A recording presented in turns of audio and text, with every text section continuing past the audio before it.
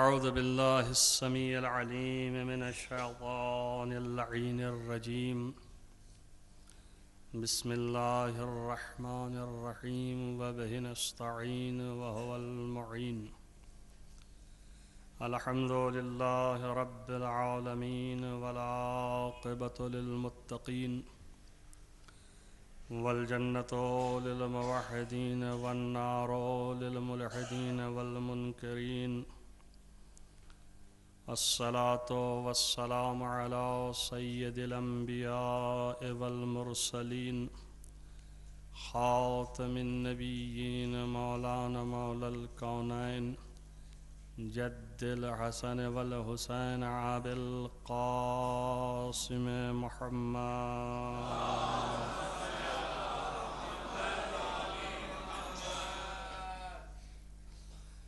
ولا سيما على ابن عمه ووزيره ووصيه وخليفته مطلوب كل طالب غالب كل غالب مولانا علي بن أبي طالب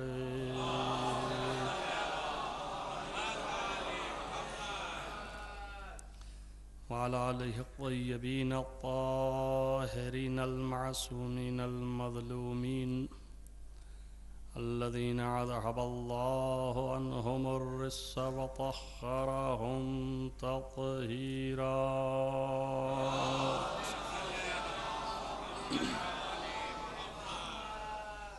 ولعنة الله على أعدائهم أجمعين من يومنا هذا إلى قيام يوم الدين. أما بعد فقد قال الله سبحانه وتعالى في كتابه الحكيم. بسم الله الرحمن الرحيم.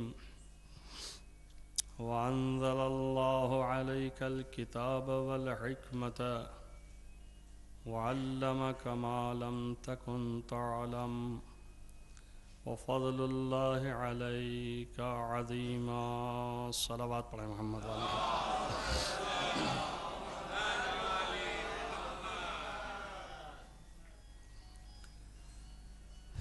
عزیزان گرامی مرتبت، جس آیت کی میں نے تلاوت کی ہے یہ سورہ نساء کی آیت ہے، اور سورہ نساء میں 112ویں اور 13ویں آیت، اور پھر سلسلے وار بھی 2 آیتیں اور بھی ہیں کہ جو اس مضمون سے متصل ہیں اور آئیں گی. سب سے پہلی چیز جو ہے وہ یہ ہے کہ ابتدا اس آیت کے ذیل میں آپ کے سامنے جو اللہ نے فضیلت بیان کی ہے رسول اکرم صلی اللہ علیہ وآلہ وسلم،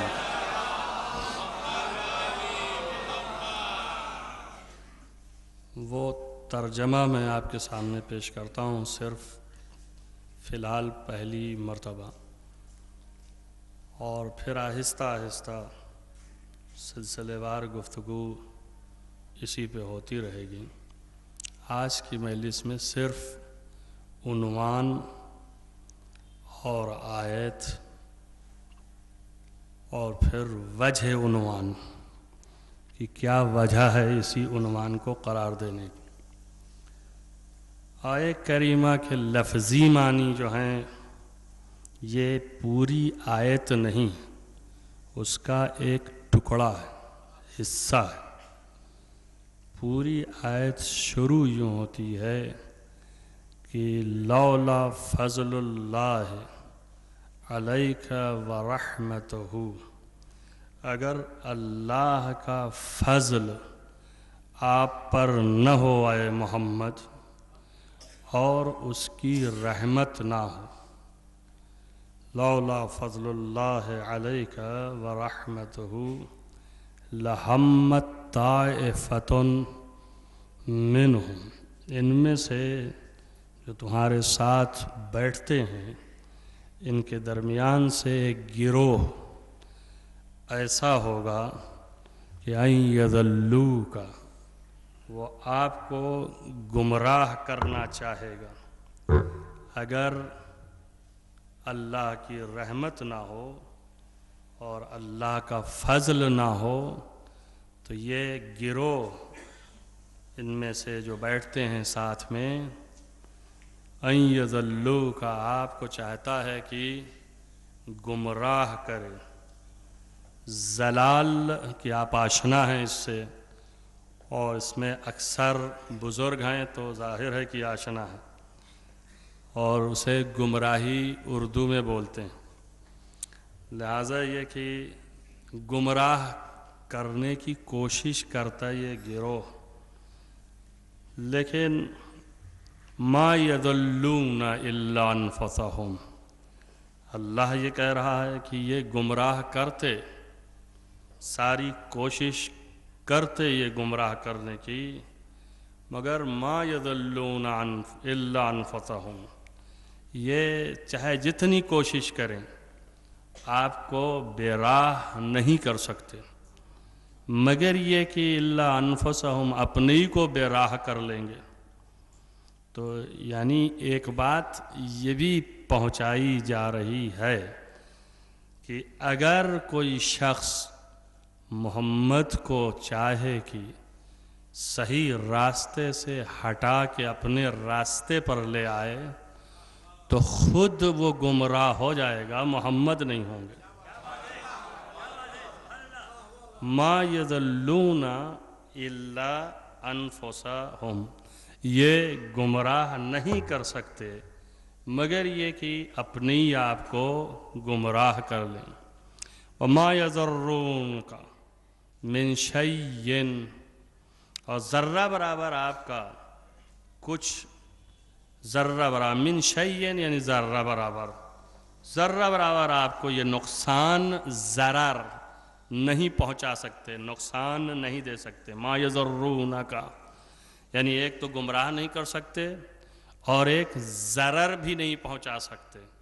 گویا پہلے مرتبے میں اللہ نے رسول اللہ کی ضمانت لے لی کہ یہ کسی بھی حالت میں نہ گمراہ تھے اور نہ گمراہ ہیں اور نہ گمراہ ہو سکتے ہیں، نہ کبھی گمراہ تھے، میں پھر سے تکرار کرتا ہوں، نہ کبھی گمراہ تھے، نہ کبھی گمراہ تھے، نہ گمراہ ہیں اور نہ گمراہ ہو سکتے ہیں، اس کی ضمانت ہے۔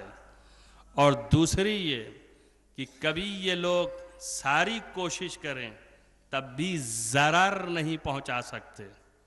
ممکن ہے کہ آپ کو ظاہر میں دکھ رہا ہو نقصان، لیکن جب اللہ کہہ رہا ہے کہ ضرر نہیں پہنچا سکتے تو اس کے معنی یہ ہیں کہ جب دنیا کے لوگ ضرر پہنچا رہے ہوں گے اپنے خیال سے تو اسے اللہ نفع میں تبدیل کرتا چلا جائے گا،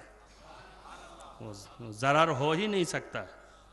اللہ نے جب وعدہ کر لیا، اللہ ایک طاقت ہے، ایک قوت ہے، اور اسے کوئی مانے یا نہ مانے، اسی کا یہ رسول ہے۔ جب اسی کو نہیں مان رہے ہیں تو رسول کو مانے یا نہ مانے، اس سے بحث ہی نہیں ہے۔ اللہ ایک طاقت و قوت ہے جس کے پاس ساری قدرتیں اس کی ید قدرت میں ہے۔ جس نے مان لیا اللہ کو، اس کے بعد رسول کو ماننے کی بات ہے کہ اگر اللہ کو مان لیا ہے تو رسول کو مانو، اور رسول کو ماننے کے ساتھ، رسول کو ماننے کے بعد اگر تم یہ حرکتیں کرتے ہو تو گویا یہ سمجھ لو کہ نہ تم اللہ کو مانے ہو اور نہ ہی رسول کو مانے ہو۔ اور اگر یہ سوچ رہے ہو کہ ہم نے دھوکہ دیا، ہم نے انہیں نقصان پہنچایا، ہم نے ان کو ضرر پہنچایا، تو یہ تمہارا خیال ہے، اللہ ضرر نہیں پہنچانے دے گا۔ ظاہر میں تم ضرر پہنچاؤ گے، باطن میں اللہ اسے نفع میں تبدیل کرتا چلا جائے گا۔ ما یضرونک من شیء۔ اب اس کے بعد ارشاد فرمایا، یہ ٹکڑا تلاوت کی تھی سرنامہ کلام میں کہ وَأَنزَلَ اللَّهُ عَلَيْكَ الْكِتَابَ۔ وجہ کیا ہے کہ نہ گمراہ کر سکتے ہیں، نہ گمراہ تھے، نہ ضرر پہنچا سکتے ہیں۔ وجہ کیا ہے؟ تعارف رسول کا کروا رہا ہے کہ وَأَنزَلَ اللَّهُ عَلَيْكَ الْكِتَابَ وَالْحِكْمَةَ۔ وجہ اس کی یہ ہے کہ ہم نے آپ کے اوپر کتاب نازل کی ہے اور حکمت نازل کی ہے۔ کتاب دیا ہے اور حکمت آپ کے اوپر نازل کر دیا ہے۔ اب قلب پیغمبر پر کتاب بھی ہے اور حکمت بھی ہے، بس بات کافی تھی، اتنا ہی اللہ کو آگے نہیں بڑھنا چاہیے تھا ہمارے اور آپ کے سینس سے اور اپنی سمجھ کے اعتبار سے، کہ کتاب بھی دے دیا۔ کتاب میں کیا ہے؟ علم خدائی تو ہے، اور جو حکمت تھی اللہ کی وہ بھی عطا کر دیا۔ تو جب دو چیز دیتی تو تیسرے کی ضرورت ہی نہیں، لیکن اس کے باوجود تاکید کیا وَعَلَّمَكَ مَا لَمْ تَكُنْ تَعْلَمْ، اور ہم نے آپ کو پڑھا بھی دیا ہر چیز مَا لَمْ تَكُنْ تَعْلَمْ، کہ جس کو آپ نہ جانتے تھے، یعنی جو بھی آپ نہیں جانتے تھے وہ سب ہم نے پڑھا بھی دیا ہے۔ اب یہ بات بحث بعد میں آئے گی کہ پہلے پڑھایا تھا بعد میں کتاب دیا، یا پہلے کتاب دی بعد میں پڑھایا، یہ بحثیں آئیں گی، لیکن فعلاً کہہ دیا اس نے کہ ہم نے جو ہے وہ پڑھا دیا ہے ہر چیز جو آپ نہیں جانتے تھے۔ مَا لَمْ تَكُنْ تَعْلَمْ، ہر شے کا علم جو آپ نہ جانتے تھے وہ سب ہم نے علم دے دیا۔ اور یہ خود فضل اللہ، ذالک فضل اللہ علیک عظیم، یہ خود اللہ کا فضل جو ہے یہ آپ کے اوپر بہت ہی عظیم ہے۔ عزیزان محترم، یہ آیت تھی اور یہ آیت کا ترجمہ سورہ نساء آپ جا کے خود دیکھیے، اور جو سن رہے ہیں جہاں جہاں وہ دیکھیں یہ آیت موجود ہے یا موجود نہیں ہے۔ اس آیت میں کھلے لفظوں میں نبی کی مدح کی گئی، پیغمبر ختمی مرتبت محمد مصطفیٰ صلی اللہ علیہ وآلہ وسلم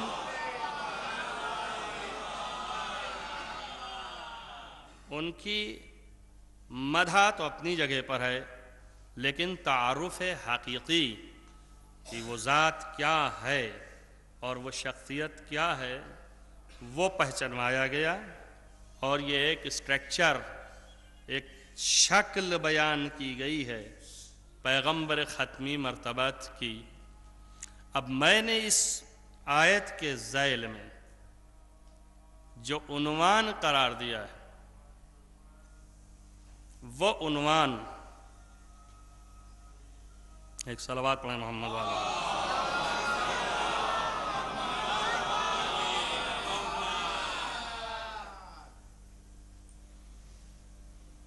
ایک صلوات اور پڑھیں محمد والا۔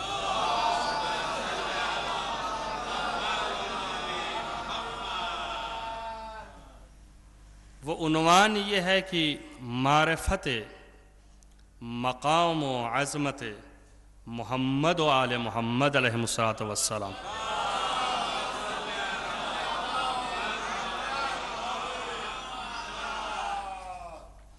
اور بنیاد ہم نے رسول اللہ کی اس لیے رکھی کہ جب تک محمد کی معرفت نہ ہوگی اس وقت تک آل محمد کو بھی نہیں پہچان سکتے،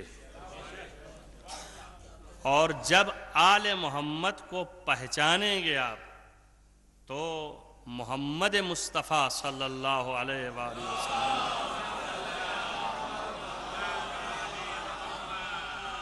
کی عظمتوں کی قدر آپ کے دلوں میں جاگزیں ہوگی اور بیٹھے گی، اور اس وقت اس کا اثر طاری ہوگا۔ ضرورت کیا ہے اس کی؟ وجہ کیا ہے کہ یہ موضوع قرار دیا جائے، اور اس کی حاجت کیا ہے، ضرورت کیا ہے؟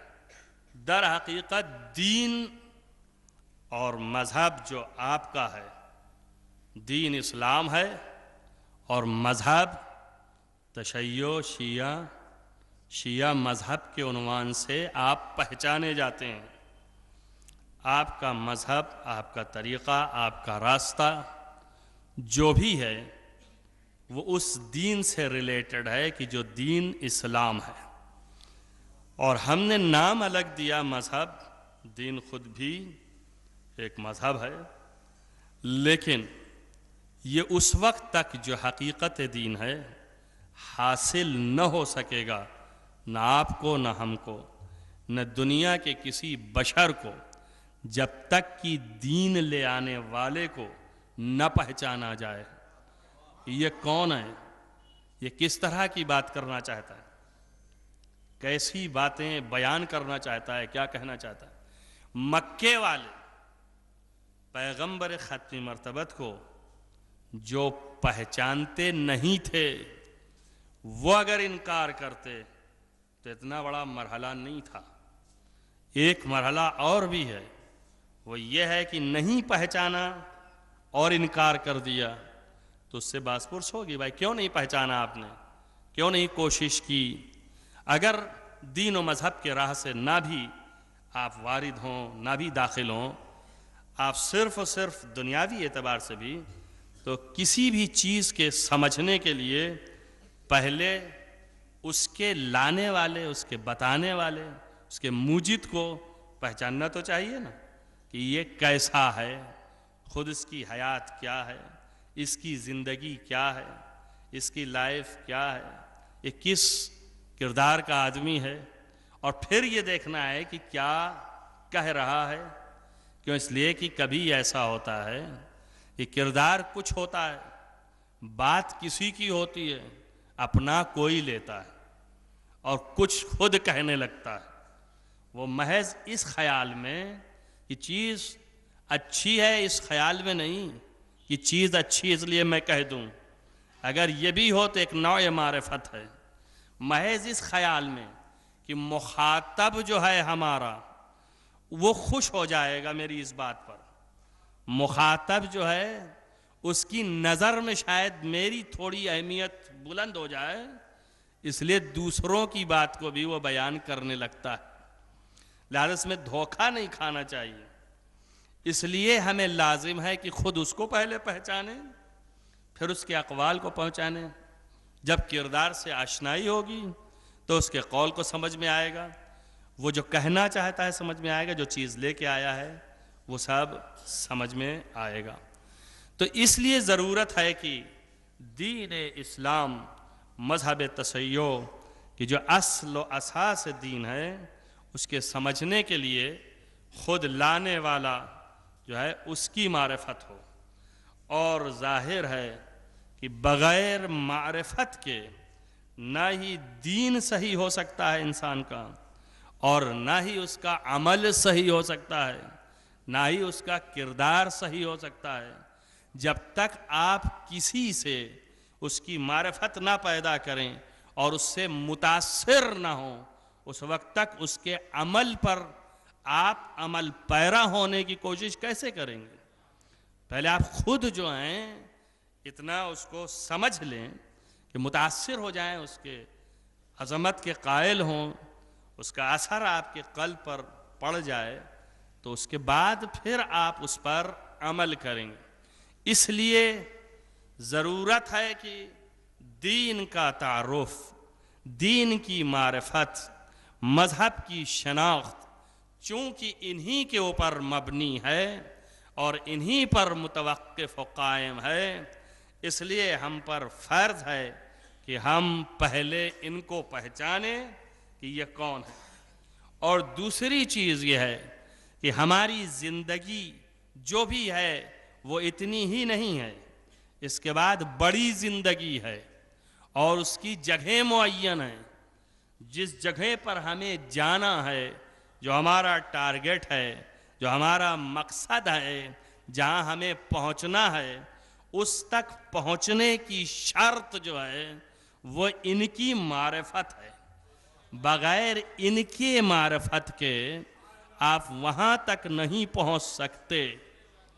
اس لیے پھر لازم ہے کہ آپ ان کو پہچانیں اور اس مدعا کو ثابت کرنے کے لیے قرآن مجید، آیات الہی، روایات معصومین علیہم الصلاۃ والسلام اور بہت سے دلائل عقلی موجود ہیں جو یہ ثابت کریں گے کہ واقعی بغیر ان کی معرفت کے آیا اس مقصد تک ہم پہنچ سکتے ہیں یا واقعی نہیں پہنچ سکتے ہیں.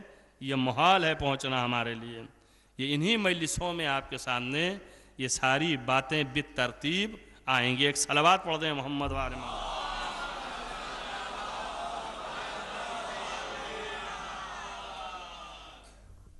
آپ یہ غور کریں کہ کیوں یہ کہا جاتا ہے کہ ہمارا مقصد جو ہے، ہماری زندگی جو ہے وہ اس لیے ہے کہ ایک مقصد تک پہنچنے کے لیے خلق کی گئی ہے.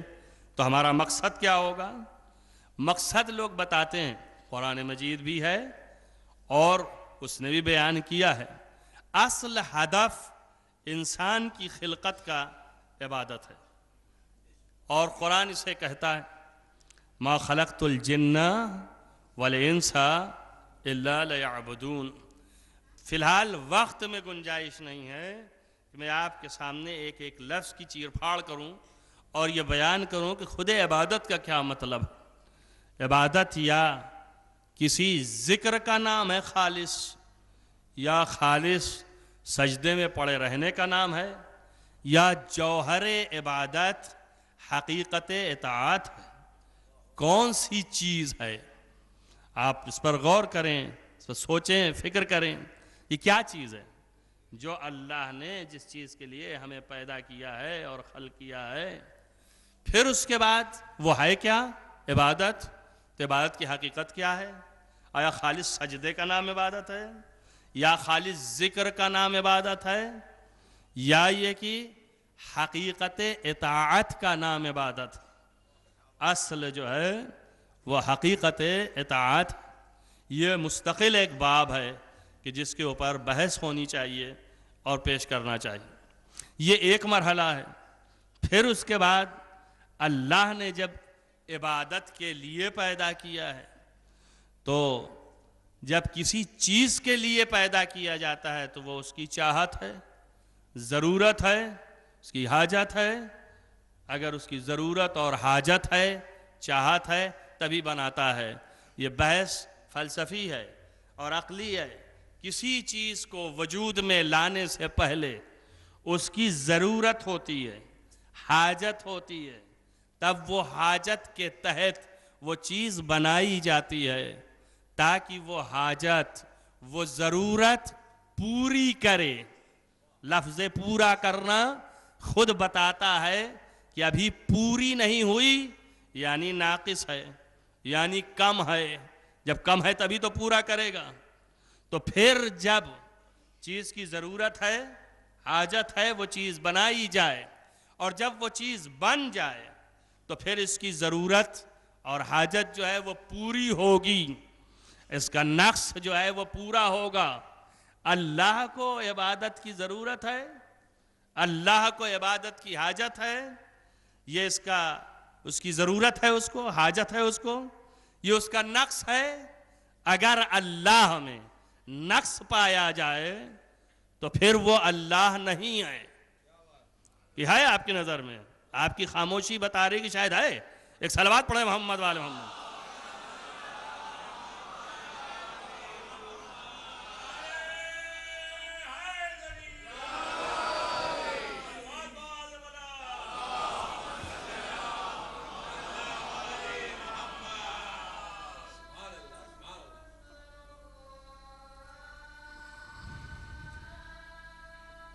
ایک صلوات اور پڑھیں محمد والے.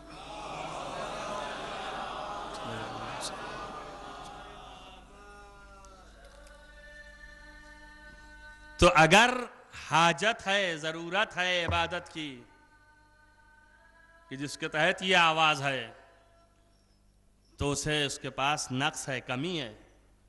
اور اللہ اگر کمی ہے تو اللہ نہیں. حاجت و ضرورت اور جو چیز پیدا کی جاتی ہے، بنائی جاتی ہے، وہ کسی ضرورت کو رفع کرنے کے لیے، ختم کرنے کے لیے. تو یہاں پر مشکل مرحلہ ہے. اللہ نے پیدا کیا ہے اور بنایا ہے، قرآن کہتا ہے تاکہ میری عبادت کرو. تو کیا اللہ کو حاجت ہے، ضرورت ہے؟ اور یہ اس کے یہاں نقص ہے کہ جس کو وہ پورا کرے گا ہماری عبادت سے، اپنی ضرورت کو تمام کرے گا ہماری عبادت سے. اور ہم کون ہیں؟ ہم بھی ناقص ہیں، ہم بھی کامل نہیں ہیں. آپ سوچئے کہ کوئی ناقص کسی نقص کو پورا کر سکتا ہے؟ کامل ہی تو پورا کرے گا. تو یا تو ایسے کامل ہوں ہم کہ اس کے تمام نقص کو ہم پورا کر سکیں، اور اگر ہم خود ناقص ہیں تو نقص جو ہے وہ کسی کو کمال نہیں دے سکتا. تو پھر خلقت کاہے کے لیے ہے؟ پھر عبادت کاہے کے لیے؟ ضرورت کے تحت ہے اس کی، یا ضرورت کے تحت ہے ہماری؟ دو مسئلہ ہے. ایک ہے ضرورت اس کی، اور جب بنانے والا بناتا ہے تو اپنی ضرورت کو رفع کرنے کے لیے بناتا ہے، اور وہاں وہ کمال محض ہے، نقص نہیں ہے. جب کمی نہیں، نقص نہیں، تو پھر اس کے معنی یہ ہے کہ اس کو ضرورت نہیں. اور جب اس کو ضرورت نہیں ہے تو پھر کسی اور کو ضرورت ہے، اس لیے پیدا کیا ہے تاکہ وہ ضرورت پوری ہو. تو اب خلاصہ میں بالکل سادہ اور آسان کر رہا ہوں، سارے مباحث کو چھوڑ کر کے آپ کے سامنے لے آ رہا ہوں. اس کو ہم اپنی اصطلاحوں میں کہتے ہیں کبھی فاعل کو اپنے نقص کو پورا کرنے کے لیے کرنا پڑتا ہے، اور کبھی اس فعل کی کمی کو پورا کرنے کے لیے کرنا پڑتا ہے. جب اپنے لیے کرنا ہوتا ہے تو یہ نقص اپنی طرف جاتا ہے، تو اپنے لیے کرنا ہوتا ہے. چونکہ کمال محض ہے، نقص نہیں ہے، لہذا اپنے لیے کر نہیں سکتا ہے. تو یہ اس بات کی دلیل ہے کہ جس چیز کے لیے پیدا کر رہا ہے وہ عبادت ہی ناقص ہے. اس دنیا میں ذرہ ذرہ عبادت کر رہا ہے، مگر اس ذرے کی عبادت ناقص ہے. تو اب اس انسان سے بھی عبادت چاہتا ہے کہ جو کمال کے درجے تک اس عبادت کو پہنچا دے، اس فعل کو کمال عطا کر دے. تو جو کیا آپ نے، یعنی فاعل کو ضرورت نہیں ہے، خود فعل کو کمال مل جائے، اس فعل کو درجہ حاصل ہو جائے. لہذا اس نے اس کو پیدا کیا ایسے کو کہ جو فعل کو حد کمال تک پہنچا دے. اب آپ اور ہم حد کمال تک پہنچا سکتے ہیں؟ ہم اور آپ خود ہی ناقص ہیں. تب سوال اٹھتا ہے کہ پھر پیدا کیوں کیا انسان کو؟ آخر انسان تو ہم بھی ہیں، انسان آپ بھی ہیں، سارے دنیا کے انسان انسان ہیں. کہتا ہے میں نے انسانوں کو پیدا کیا ہے جو حد کمال تک پہنچانے والے ہیں. معلوم ہوا سارے انسان کو عبادت کے لیے نہیں پیدا کیا، جو عبادت کی غرض کو پورا کر سکیں انہی کو پیدا کیا ہے کہ جو عبادت کی غرض کو پورا کر سکتے ہیں، کمال تک پہنچا سکتے ہیں. سب کو پیدا کیا ہے وہ الگ بات ہے، لیکن جو اصل عبادت کی غرض کو حد تک پہنچا سکتے ہیں ان کو پیدا کیا ہے اس کام کے لیے کہ وہ عبادت کریں. توجہ کریں آپ، جب وہ عبادت کریں گے اور غرض عبادت پوری ہونے لگے گی تو اب ضرورت ہے کہ ان کی بھی مدح سرائی کی جائے. ہونا چاہیے نا کہ ان کا بھی کوئی مدح کرنے والا ہو، ان کی بھی کوئی تعریف کرنے والا ہو، اس لیے کہ انہوں نے اس مقصد کو پورا کیا جس کو کائنات نے، پوری کائنات نے مل کر کے کرنا چاہا مگر نہ کر پائی. تو اب ایسا آدمی مستحق مدح ہے کہ نہیں ہے؟ چونکہ مستحق مدح تھا اس لیے ساری انسانیت کو پیدا کیا کہ اب تم سب مل کے زور لگا کے اس کی مدح کرو. صلوات پڑھیں محمد آل محمد.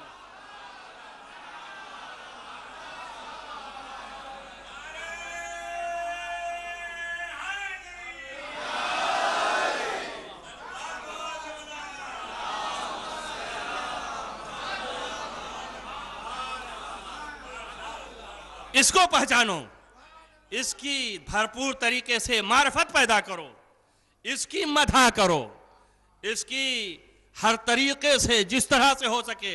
اسی لیے دیکھیں آپ، لفظ سے لفظ کو ملاؤں، خالص مدح میں کہہ رہا ہوں، مگر لفظ وہی رہنی چاہیے، بدلنی نہ چاہیے.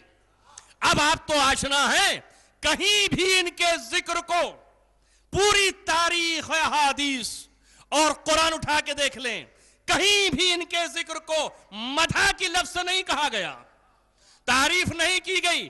جب بھی بولا گیا تو یہی کہا گیا کہ ان کا ذکر، توجہ کریں آپ، ان کا ذکر، میرا ذکر، میرا ذکر، اس کا ذکر، اس کا ذکر عبادت ہے. اس کے معنی یہ ہے کہ عبادت کے دو درجے ہیں، ایک درجے کو کمال تک یہ پہنچائیں گے، دوسرے درجے کو کمال تک آپ پہنچائیں گے. اس کا تعلق اللہ سے ہے، اس کا تعلق ان لوگوں سے ہے. صلوات پڑھیں محمد آل محمد.